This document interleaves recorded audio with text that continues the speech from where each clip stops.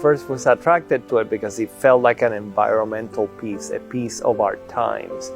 And then, you know, in addition to that, she has written it in a style that, again, is different from what she has done before. It's very Brechtian, it's very theatrical. You know, she has players, each one plays many roles, and you know, that is just very exciting. A place like First Stage allows us to find a different life of this work, and I think it has to do with the space, the staff, the audience that comes here. And you know, I'm just really looking forward to doing a piece that deserves to be done in the Big Lord regional theaters. But I think it's spaces like this, it's theaters like this that really make them come to life. It's a story of a woman learning who she is and learning to accept herself for who she is. Rainmaker is a modern classic. We don't always do classics here.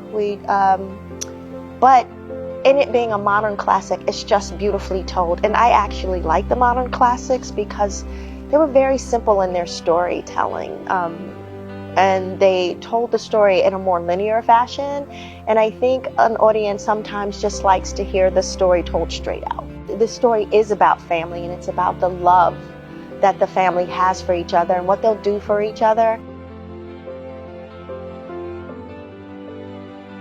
Oh, I think the show really gets to the question of what is humanness? What are the human interactions? There's biology and there's information, but really in a time now where we're trying to understand what kind of world we want to live in, what it means to live in a world where we have as much choice and as much information about each other.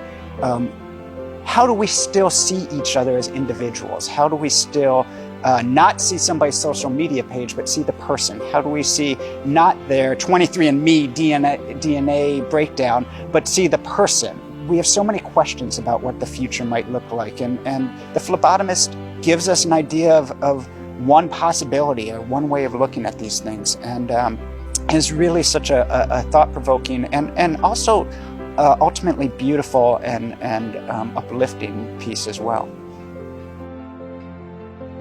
The story takes place in the 1930s in New York City in the world of burlesque. And yes, this is the old-fashioned naughty burlesque of strippers and comics.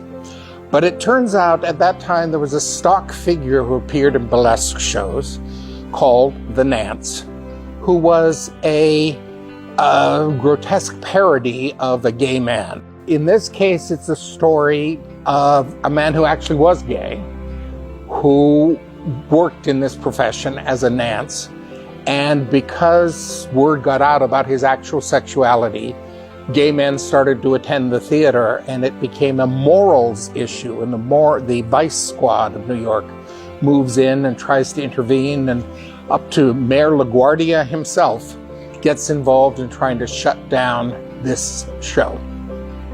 It needs to be an intimate space, and this is a gloriously intimate space. And I, as a gay man, knew nothing about this historical figure in the entertainment world.